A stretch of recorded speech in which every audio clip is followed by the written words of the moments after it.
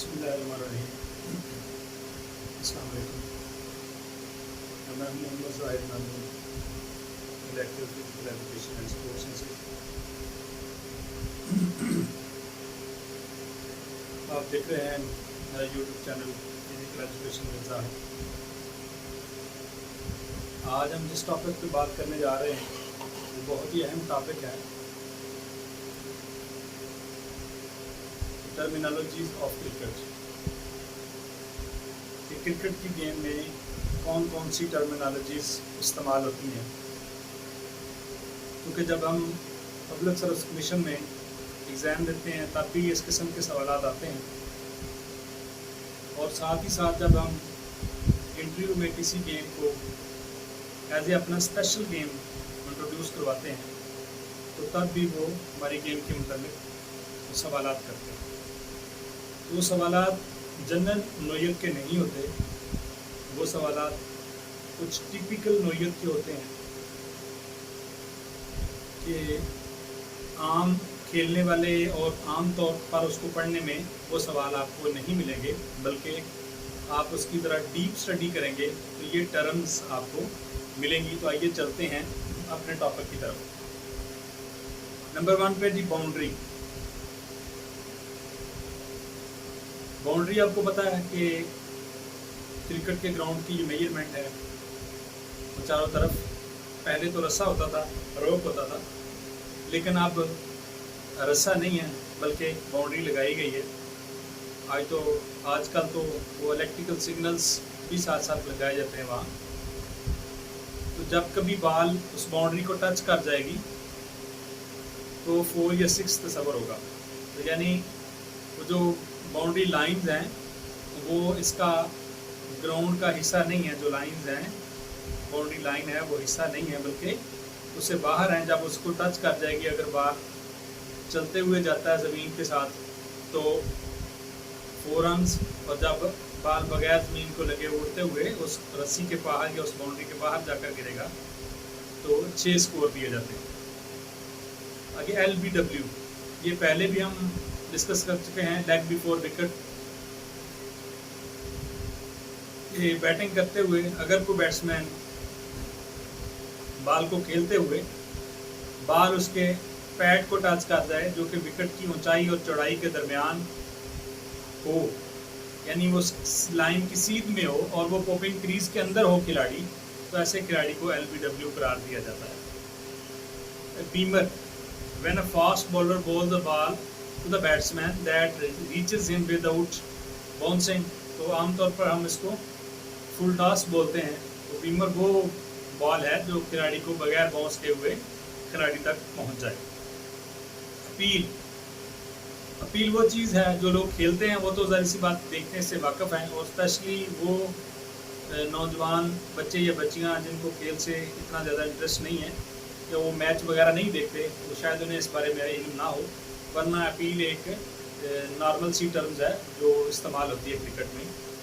तो अपील में जब खिलाड़ी कोई बॉलर बॉल करवाता है और उसका ख्याल होता है कि बॉल जो है ना वो बैट को टच होके गई है, विकेट कीपर ने कैच लिया है, या LBW का उसके चांस होता है, तो इस सूरत में खिलाड़ी अपील करता है हुज दैट, ये क्या है। इट मीन्स वो अपील कर रहा था कि आउट है। तो उस अपील को अंपायर या तो फिर आउट का इशारा देता है आउट की सूरत में, या फिर ये इशारा देकर उसको कैंसिल कर देता है कि ये आपकी अपील ठीक नहीं है, यानी ये खिलाड़ी आउट नहीं है। बेल्स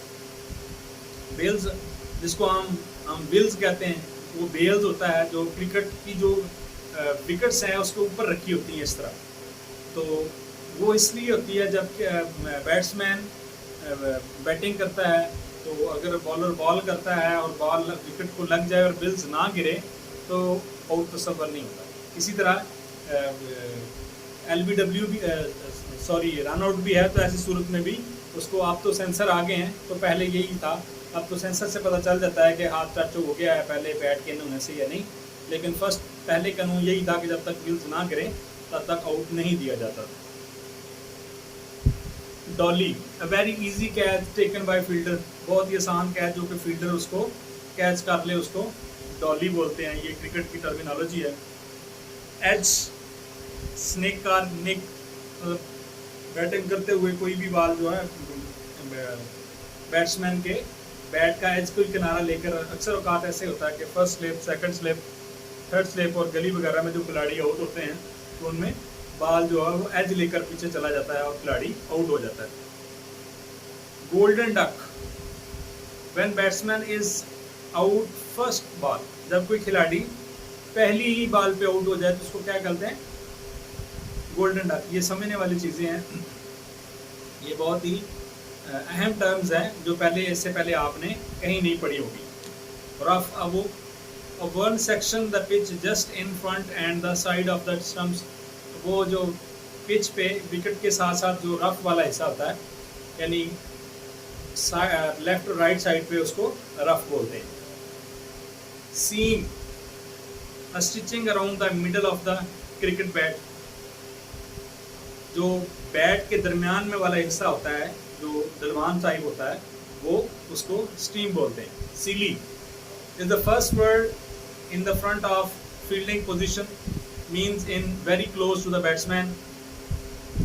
सीली वो जगह है बैट्समैन के बिल्कुल सामने, जैसे आप राइट हैंडेड बैट्समैन हैं तो आप खड़े हैं, आपके फ्रंट साइड की तरफ बिल्कुल पास वाली जो फील्डिंग है वो सीली मिड पॉइंट फील्डिंग है, उसको सीली बोलते हैं। मेडन, अब मेडन का मतलब होता है मेडन ओवर, यानी बॉलर जब बॉलिंग करता है तो पूरे ओवर के दौरान वो कोई रन्स नहीं देता तो मेडन ओवर तस्वर होता है।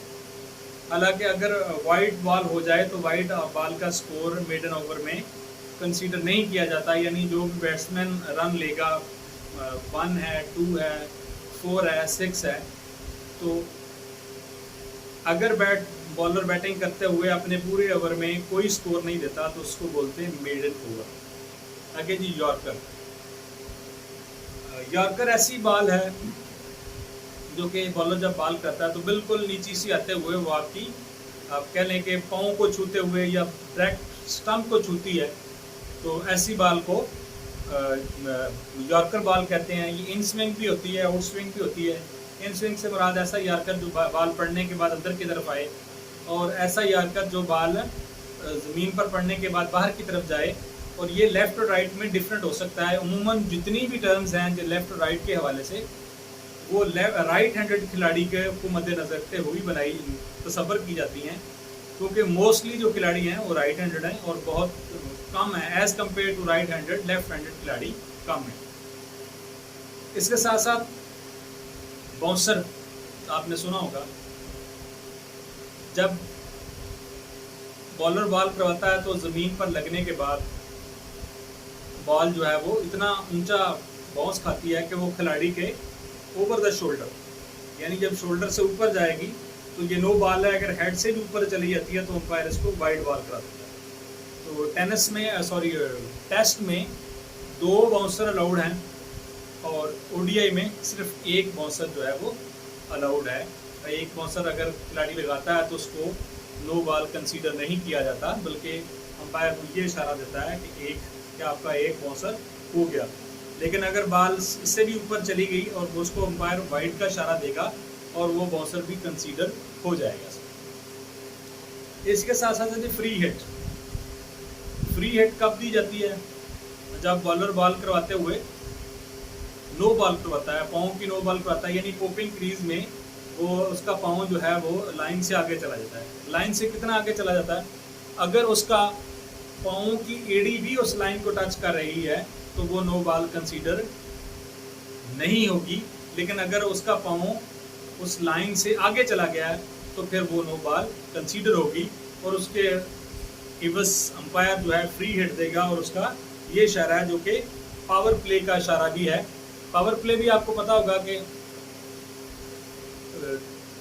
ओडीआई में और T20 में पावर प्ले दिया जाता है, जिसमें पहले 10 ओवर में 2 खिलाड़ी जो हैं वो दायरे से बाहर होते हैं और आगे टेस्ट में 40 तक तकरीबन 4 खिलाड़ी बाहर होते हैं और आखिरी 10 ओवर में 3 खिलाड़ी दायरे से बाहर आ सकते हैं। वो दायरा होता है पिच से तकरीबन 30 यार्ड्स का, 27 मीटर्स 30 यार्ड का जो सर्कल होता है जो दायरा होता है जिसके अंदर फील्डिंग रखनी होती है, आप जब पावर प्ले में होते हैं तो ये पावर प्ले की टर्म्स इस्तेमाल की जाती है।